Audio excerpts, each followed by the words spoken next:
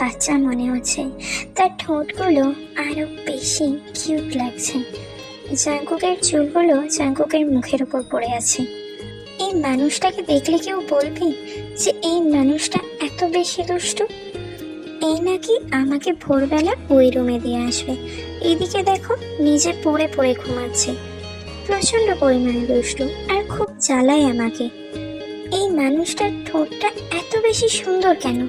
সব সময় ও ঠোঁটটা আমাকে তার দিকে টানে। সবসময় ইচ্ছা করে ও ঠোঁট দুটো নিজের মুখের মধ্যে নিয়ে বসে থাকি। ছেলেদের কখনো এত সুন্দর হতে হয়?